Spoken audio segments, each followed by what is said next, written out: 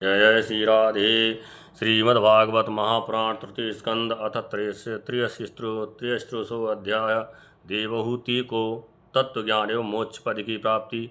मैत्री जी कहते हैं, विदुर जी, श्री कपिल भगवान के ये वचन सुनकर कदरम जी की प्रिय पत्नी माता देवहूति के मोह का पर्दा फट गया और वे तत्व प्रतिपादक सांख्य शास्त्र के ज्ञान की आधारभूमि भगवान श्री कपिल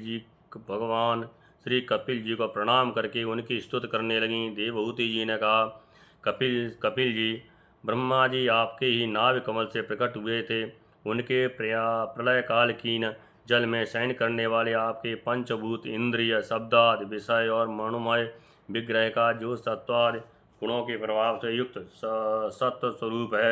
सत्स्वरूप और कार्य एवं करण दोनों का बीज है, ध्यान ही किया था। आप निष्क्रिय सत्य संकल्प संपूर्ण जीवों के प्रभु तथा सहस्त्रों अत्यंत शक्तियों से संपन्न हैं।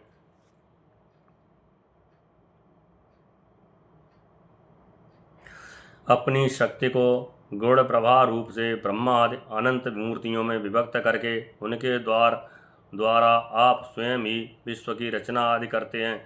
नाथ यह कैसी विचित्र बात है कि जिनके उदर में प्रलय काल आने पर यह सारा प्रपंच लीन हो जाता है और जो कल्पांत में मायामय बालक का रूप धारण करके अपने चरण का अंगूठा चूसते हुए अकेले ही बट वृक्ष के पत्ते पर शयन करते हैं, उन्हीं आप को मैंने गर्भ में धारण किया।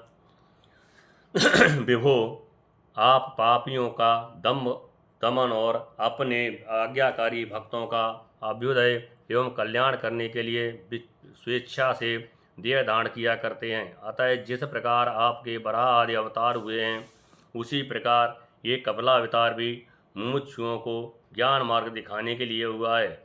भगवान, आपके नामों का श्रवण या कीर्तन करने से तथा भूले भटके कभी कभी आपका वंदन या स्मरण करने से ही कुत्ते का मांस खाने वाला चंडाल भी सोमयाजी ब्राह्मण के समान पूजनीय हो जाता है। फिर आपका दर्शन करने से मनुष्य कृत्य हो जाए, इसमें तो कहना ही क्या है। अहो, वह चंडाल भी इसी से सर्वश्रेष्ठ है कि उसकी जिह्वा के अग्रभाग में आपका नाम विराजमान है। जो श्रेष्ठ पुरुष आपका नाम उच्चारण करते हैं, उन्हें तप, हवन, तीर्थ स्नान, सदाचार का पालन और वैद्याध्ययन सब कुछ कर लिया।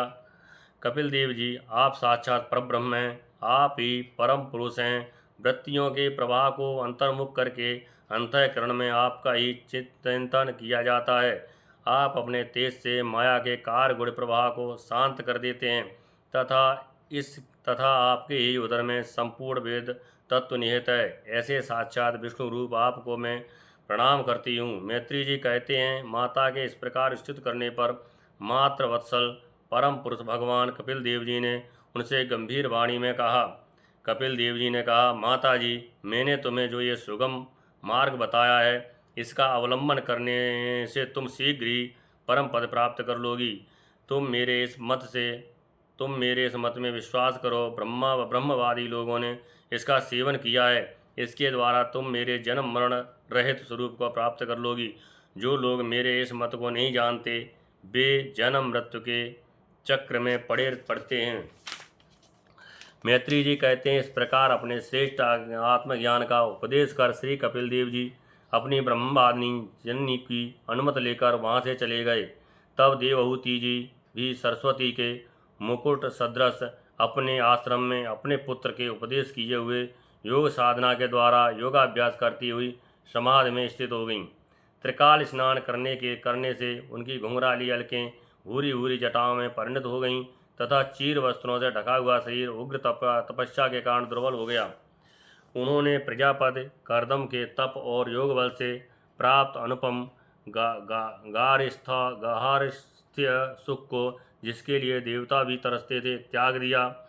जिसमें दुग्ध फैन के समान स्वच्छ और सुकोमल सैया से युक्त हाथी दांत के पलंग, स्वर्ण के पात्र, सोने के सिंहासन और उन पर कोमल कोमल गद्दे बिछे हुए थे, तथा जिसकी स्वच्छ स्फटिक मणि और महामरकत मणि की भीतों में रत्नों की बनी हुई रमणी मूर्तियों के साथ मणिमय दीपक जगमगा रहे थे, जो फूलों से लदे हुए अनेकों द्रव्य पक्षों से शोभित था, जिसमें अनेक प्रकार के पक्षियों का कलरव और मतवाले भौरों का गुंजार होता रहता था।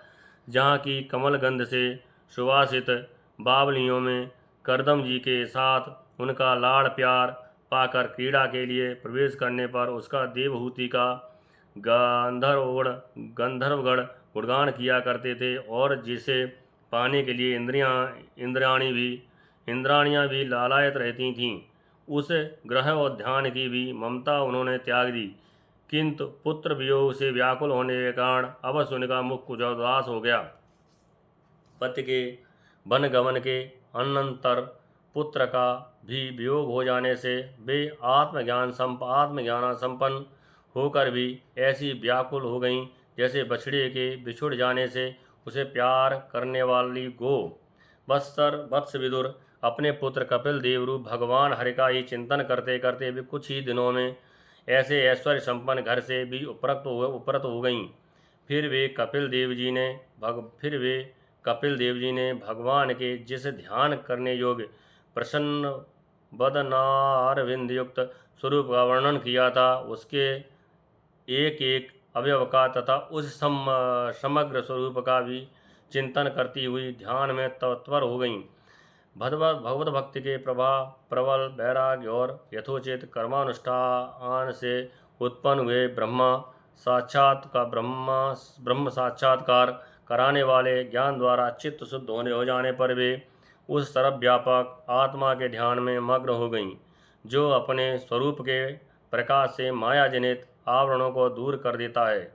इस प्रकार जीव के अधिष्ठानभूत परब्रह्म श्री भगवान में ही बुद्धि की स्थित हो जाने से उनका जीव भाव निवृत्त हो गया और वे समस्त क्लेशों से मुक्त होकर परमानंद में निमग्न हो गईं। अब निरंतर समाधिस्थ रहने के कारण उनकी विषयों के सत्य तत्व की भ्रांति मिट गई और उन्हें अपने शरीर की भी सुध न रही। जैसे जागे हुए पुरुष को अपने सपन में देखे हुए शरीर को नहीं रहती। उनके शरीर का पोषण भी दूसरों के द्वारा ही होता था, किंतु किसी प्रकार मानसिक क्लेश न होने के कारण वह दुर्बल नहीं हुआ।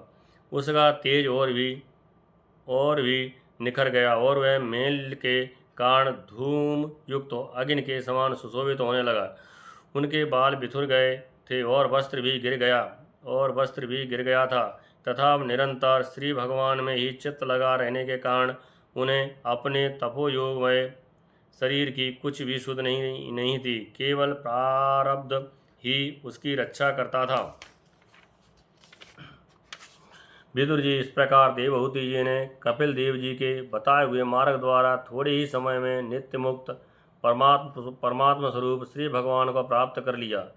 वीरवर, जिस स्थान पर उन्हें सिद्ध प्राप्त हुई वह परम पवित्र क्षेत्र त्रिलोकी के सिद्ध पद नाम से विख्यात हुआ। साधु स्वभाव विदुर जी योग साधन के द्वारा उनके शरीर के सारे देहिक मल दूर हो गए थे। वह एक नदी के रूप में परिणत हो गया, जो सिद्धगढ़ से सेवित और सब प्रकार की सिद्ध देने वाली है। महायोगी भगवान कपिल जी भी माता की आज्ञा ले पिता के आश्रम में ईशान कोण की ओर चले गए। वहाँ स्वयं समुद्र ने उनका पूजन करके उन्हें स्थान दिया। वे तीनों लोगों को शांत प्रदान करने के लिए योग मार्ग का अवलंबन कर समाधि में स्थित हो गए। सिद्ध चारण गंधर्व मुनि और अप्सरागण उनकी स्तुति करते हैं तथा सांख्याचार्यगण भी उनका सब प्रकार का स्तवन करते रहते हैं। निष्पाप विदुर जी, तुम्हारे पूछने से मैंने तुम्हें यह भगवान कपिल देवहूति का परम पवित्र संवाद सुनाया। ये कपिल देव जी का मत आध्यात्म योग का गूढ़ रहस्य है। जो पुरुष इसका श्रवण या वर्णन करता है वह भगवान गरुड़ध्वज की भक्ति से युक्त होकर शीघ्र ही श्री हरि के चरणारविंदों को प्राप्त करता है। इत श्रीमद्भागवते महापुराणे वैश्यक्यामष्टादशसहस्रयां परमहंसायां संहितायां तृतीयस्कन्धे कपिलोपाख्याने त्रयोऽध्यायः। इत तृतीयस्कन्धः समाप्तः। हरि ओं तत्सत्। हरि ओम तत्सत, हरि ओम तत्सत। जय जय श्री राधे।